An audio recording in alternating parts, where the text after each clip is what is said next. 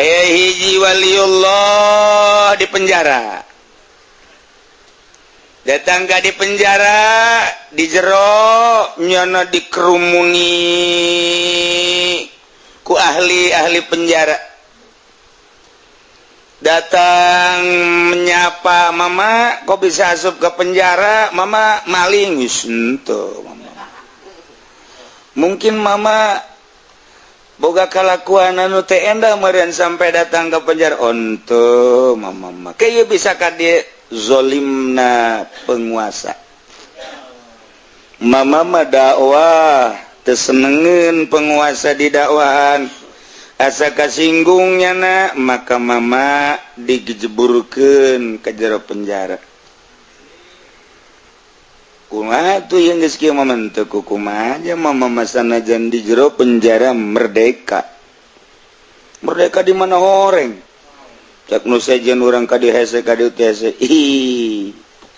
Ai aslina merdeka mah teh hirup di luar penjara jeung di jero akur pangeranna Allah keneh. Ketika urang di luar penjara jama mama itu haram ieu haram. Itu embung ieu embung. Atuh di jero penjara ge naon bedana aja itu embung ieu embung. Teu beda di jero penjara jeung di luar penjara. Mentek Kangjeng Nabi Yusuf mah hayang di penjara bae. Nyana mah nikmaten di jero penjara Kangjeng Nabi Yusuf mah. Sebab naon? Leuwih nikmat ibadah ka Gusti Allah di jero penjara eueuh nu ngaganggu batan di luar.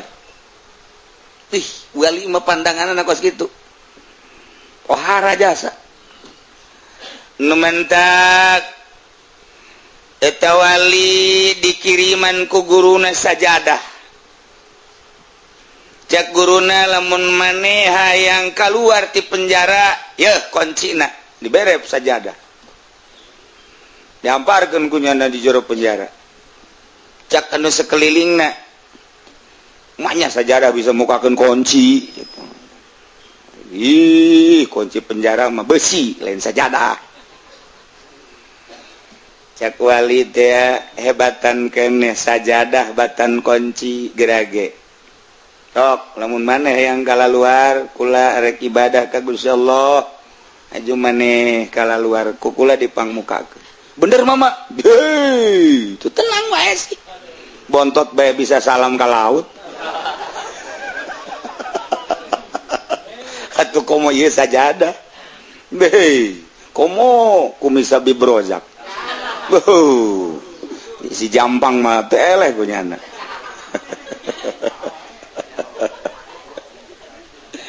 Masya Allah, jelema mah jelema neuleuh kumisa bibrojak biasa-biasa bae. Tapi monyet masih eunun.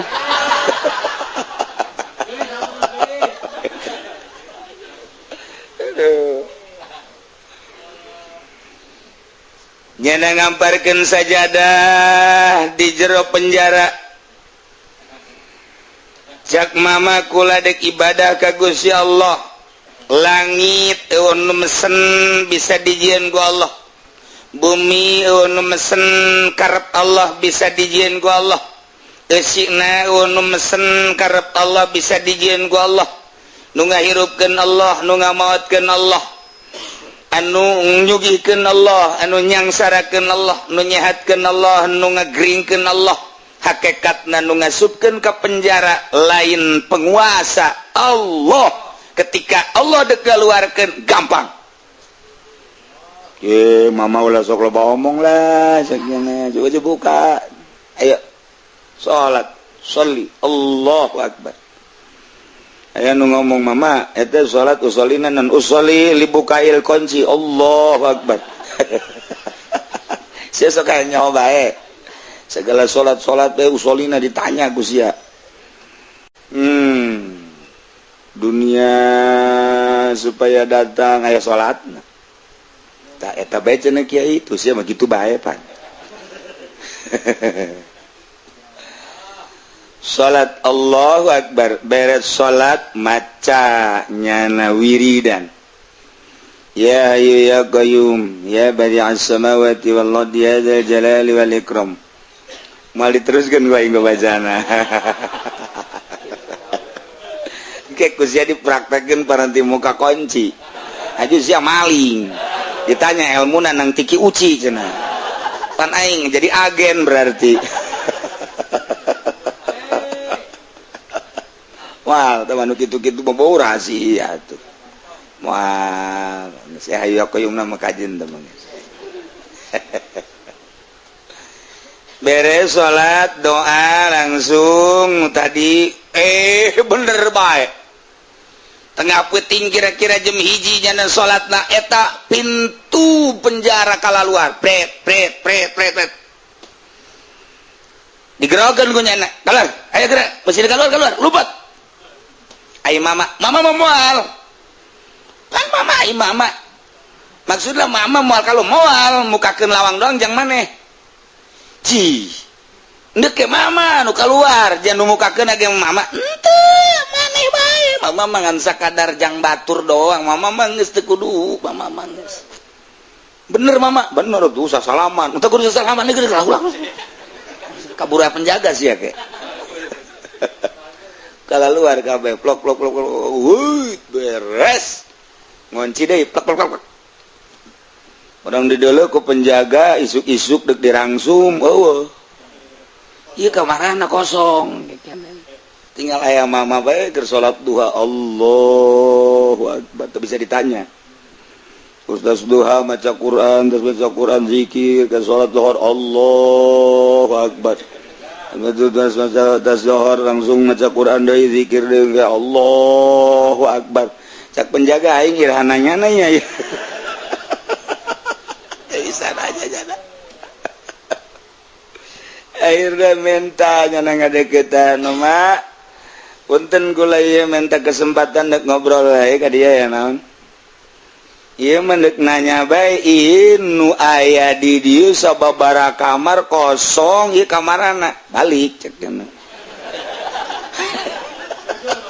jujur awalnya jujur aya eta bisa barhalik pan kami narangtung di hareup kok bisa teka deuleu ku kami jeung ieu nu mukakeun lawangna saha Allah nya kami ge nyaho ja kami ge pangeran teh Allah ngan ieu nu bisa mukakeun ki sababna saha sajadah mama ulah sok pabelit ngomong ieu saya doa minta ka Gusti Allah mama nu Allah lawang nu Allah dikunci nage kunci Allah jelema hayang kala luar geus sababaraha tahun mohon ka mama aju mama ngadoa kala luar pan ku kami teu kadeuleu atuh eta mah pan lain mata ceknya mata mah di dieu ieu mah lain mata ieu mah mata lalagaan ieu mah aslina mata mah di dieu ceknya di kolbu geus ieu mah sanajan beunta bisa teu neuleu sebab ieu mah lalagaan mata ieu mah rohna eueuh teu bisa neuleu nu ieu mah tanu mantak aslina mata mah nu ieu bu eta penjaga kabeh dulur kadar ieu urang ngaji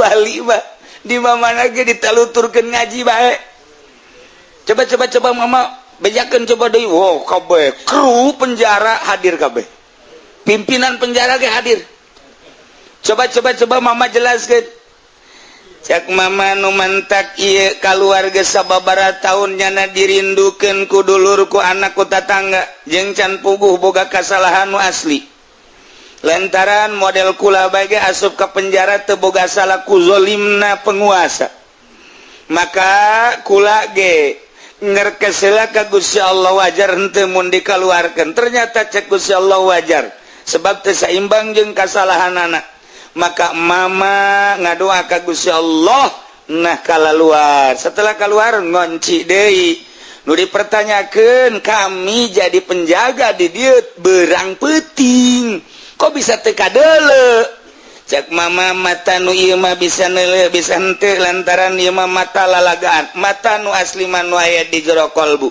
di mana mata di jero kolbu muka maka boro-boro nu aya di hareupeun tuh Mekah Baitullah kadele, tuh Madinah Kangjeng Nabi katingali, berbagai-bagai wali-wali Allah makomna kadele, bahkan lain nu aya di dunia bae, di alam akhirat, alam barzah bisa kadele, alam akhirat jembatan Siratal Mustaqim kadele, maka ku kadele nak mata hate bisa neule ieu jelema-jelema nu zalim, jelema anu kru-kru penjara cing gala luncat magudubrak ka neraka kadele ku mama. Je. Kami ieu ka neraka kabehan. Kabeh kaget. Mama ulah sok macem-macem ah. Mama mah teu macem-macem kos potot gambar samacem bae cek mama. Eta kos kitu kadeule ku mama. Zalim ieu. Nah, pertanyaan kahiji geus terjawab. Ternyata mata ieu mah lalagaan, mata asli mata kolbu. Ketika mata kolbu geus muka, ujianana moal daek cicing di dieu jadi penjaga, moal daek jadi jelema anu teu nurut ka Allah. Jelema nu teu nurut ka Allah nu zalim eta mata hatena anu teu muka. Pertanyaan kedua, naon sababna mama ai batur dikaluar-luarkeun ai mama henteu? Pertanyaan kedua coba kunaon? Batur mah penjara teh belenggu, asa terbelenggu nyana di jero penjara lantaran nyana mangan sakadar mikiran teh dahar nginum, dele ieu, denge ieu, irung ieu dan lain sebagainya. Geus atuh nyana mah di penjara teh kesulitan ai mama mah tepati di urusan mata ieu, celi ieu, irung ieu dan lain sebagainya. Mama mah ngurusan teh kolbu, ai kolbu jelemana di jero penjara bisa ka sorga, bisa ka mamana. Jelemana di penjara bisa keluar, mata kolbu maka mana-mana, jelemana di kamar, jelemana di masjid, jelemana di penjara, gitu-gitu kene. Sebab naon nyantelna jeung Allah. Bu, mama coba-coba kami pagahan atuh abeh kami bisa ibadah. Ya apiap ka dieu ya. Iya jadi iya ndek jara diwali kabeh.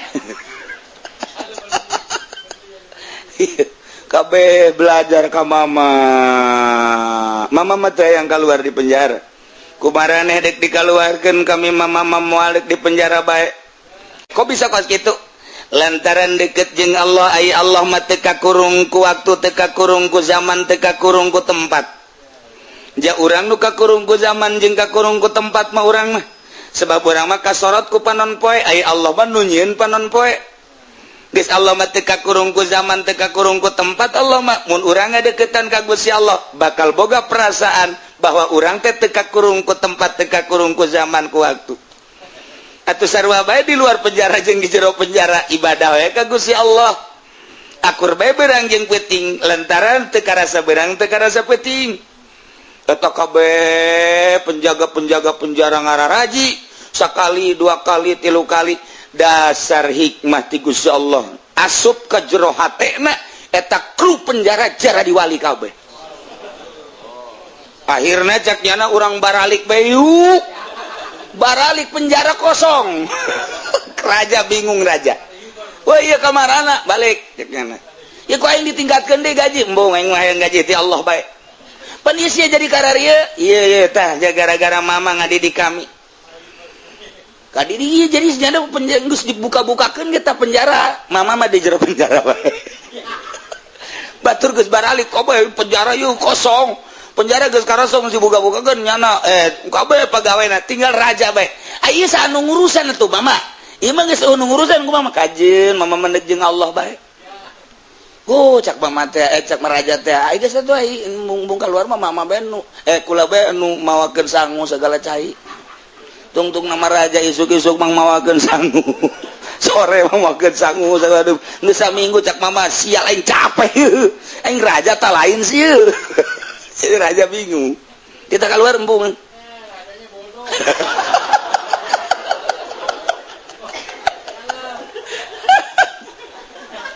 Aduh. Itu raja geus eta naon ngaranna ngarayu supaya mama keluar. Henteu embung cek nyana. Geus ngeunaheun jasa di dieu cenah di penjara. Ayeuna mama ge nanya, eta raja, ku mama bisa jadi betah di dieu? Betah sebab hirup jeung Allah. Di luar jeung Allah, di jero jeung Allah. Teu karasa beurang, teu karasa peuting. Mama madahar sakieu, teu dahar sakieu, geus nikmat jasa. cek Tuan Raja coba konsepna naon sih mama piwalian deh ya asana negara ditinggalkan ya cak mama hiji Tuan Raja manuk di kurungan terbelenggu nyana hayang hiber tapi di kurungan teu bisa hiber manuk aya deui manuk anu di talian jangjangna di talian sukuna nyana hayang hiber lantaran dibelenggu ku tali teu bisa hiber sedengkeun manuk mah biasana hiber ngapak hirup di mana-mana ka mana-mana kumahanyana bae merdeka hirup tapi ulah haju Indonesia Raya merdeka mah merdeka bae ulah haju negeriku taya manuk hiberan lantaran lepas tina belenggu tali jangjang tali suku kitu kene belenggu kurung ketika manuk dibuka talina kikipliknya tapi can bisa hiber lantaran sukuna di talian ketika talina geus dibuka manuk bisa hiber ka mana bae bener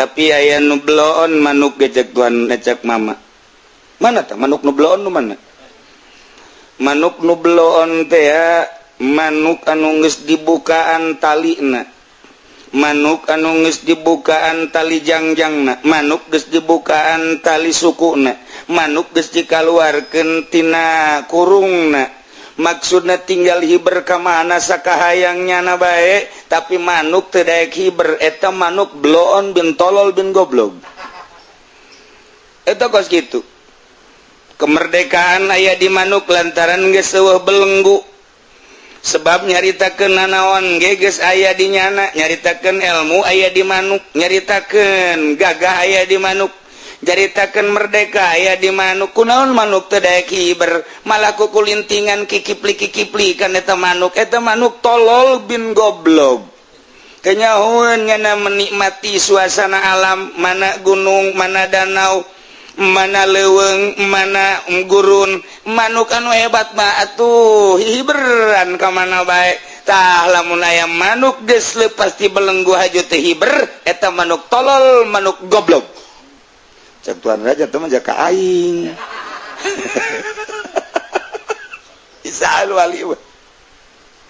bisaan wali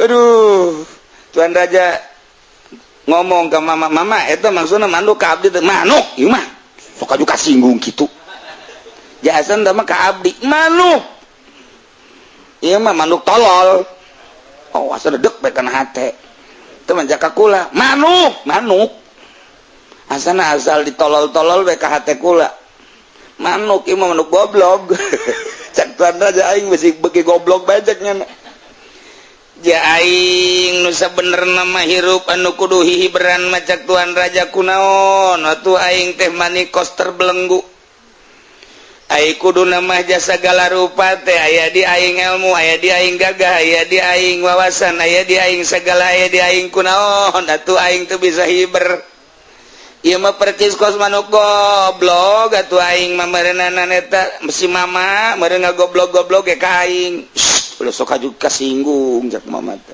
manuk ieu mah tapi asa kakula atuh aya asa mah heueuh meureun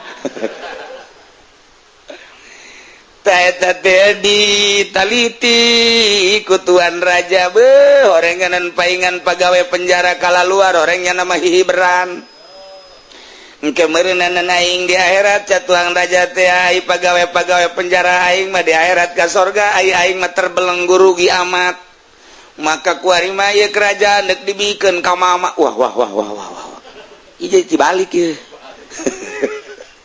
mama abdi hayang merdeka kuari mah hayang hiberan ka ditu ka leuweung ka gunung ka mamana ieu mah kerajaan deuk dibikeun we ka mama kumaha jadi najis cek mama mama main di penjara baik di dia mama ieu penjara geus sorangan bae usaha babaturan penjara kabeh geus dikaluar-keluarkeun ku mama aju ieu pegawai geus mama deuk di jero bae sorangan henteu sieun naon teh jeung Allah mama mah jeung nu boga dunya mama mah ambo cek Tuan Raja teh ku ngeunah-ngeunah teuing ngisi hirup kos mama abdi hayang kos mama coba bener hayang sekali 2 kali 3 kali ditawajuhan kunyanat ku mama teh tuh dibimbing ih dengan singkat Masya Allah teu hayang nyana jadi raja ilmu kawalian teh kos kitu tah lamun guruna wali muridna jadi wali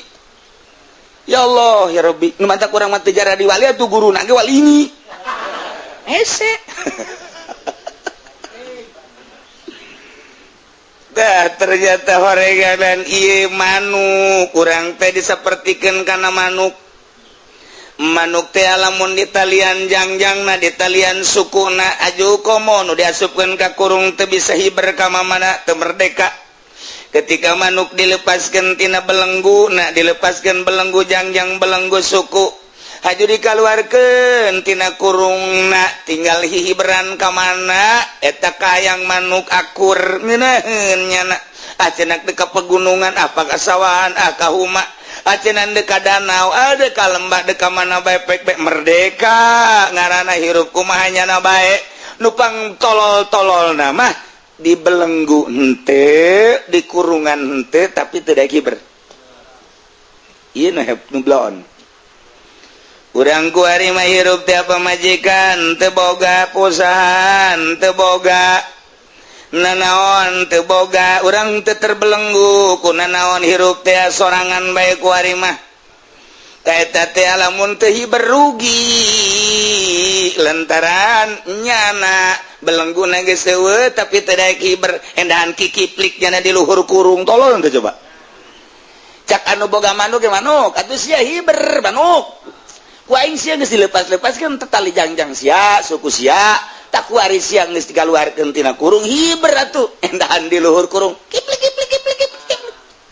cak Allah teh hei manusia sia ku aing geus dituduhkeun belenggu sia teh ku aing geus diraga-ragakeun kunaon atuh sia kikiplik bae henteu daek hiber tapang bloon-bloonna jelema anu geus dikaluarkeun tidak belenggu tapi henteu daek ibadah ka Gusti Allah eta bloon eta urang ku ari mah nu mantak henteu ibadah teh lantaran tekanan keluarga pamajikan ditadagang pantes urang ku ari mah nu mantak henteu ibadah ka Gusti Allah teh lantaran urang boga jabatan tekanan tina jabatan pantes urang ku ari mah nu mantak teu ibadah ka Gusti Allah dengan mantep lantaran urang apatula patili di organisasi pantes artina pantes teh emang nyana mah teu hiber ya bisa di talian eta mah parantes artina pantes teu bisa hiber ge teu ibadah ge parantes geus di akhirat ka neraka ge pantes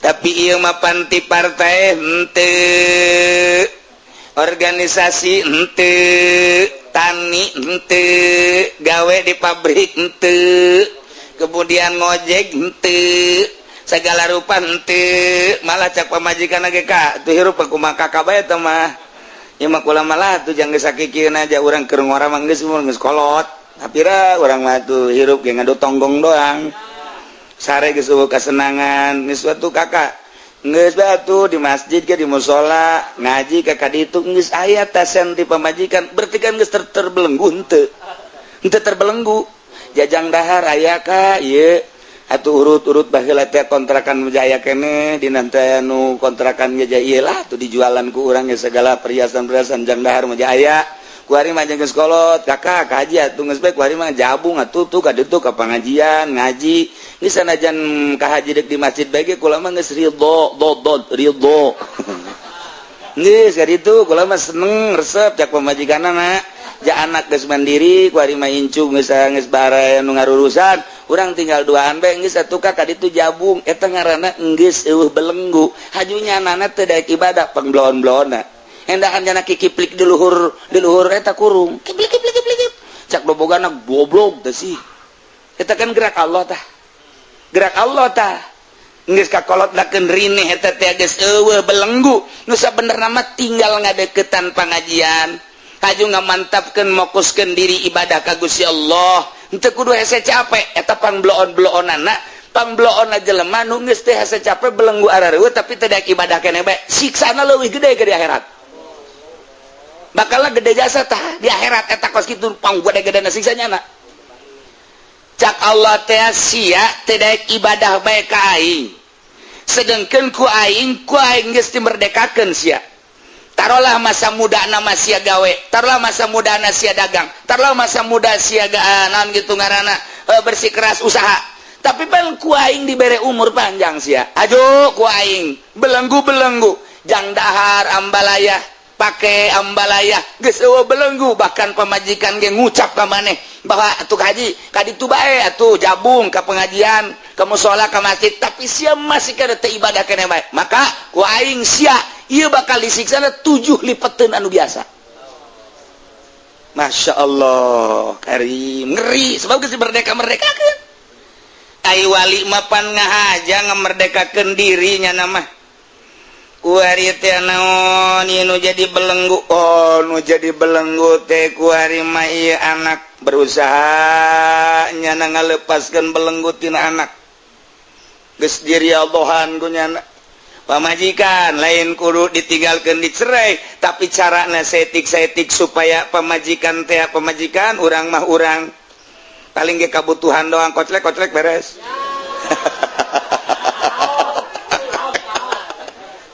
Aduh, orang kayak kene kabutuhnya na geus sarua. Nah, ieu dimerdekakeun terus tina dahareun tina inuman pampaka terus nya nama usaha wali mah. Setik-setik ngajauhan keluarga, ngajauhan teh batin. Setik-setik ngajauhan makhluk, setik-setik ngajauhan dunia.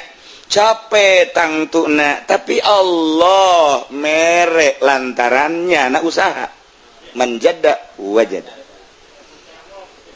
Di usahanya na ngajauhan dunia dibere ku Gusti Allah, tersep kana dunia, bari dunia na dimomoy ku Allah datang bae terus. Tidak usah ngajauhan makhluk dibere ku Allah kanikmatan ngajauhan makhluk, kemudian bari makhluk datang bae.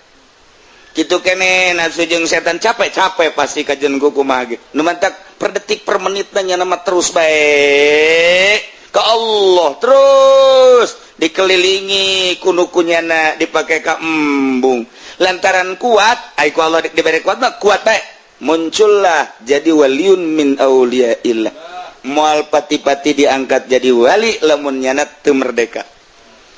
Lumantak contoh manuk deres manuk anu di talian mah teu hiberge, deres manuk nu di talian sukuna teu hiberge, deres manuk anu teu bisa hiber lantaran di kurungan. Ieu mah manuk geus kaluar ti kurung, belengguna geus dilepaskeun masih teu daek hiber keneh bae. Ieulah jelema nu pangbloon-bloon.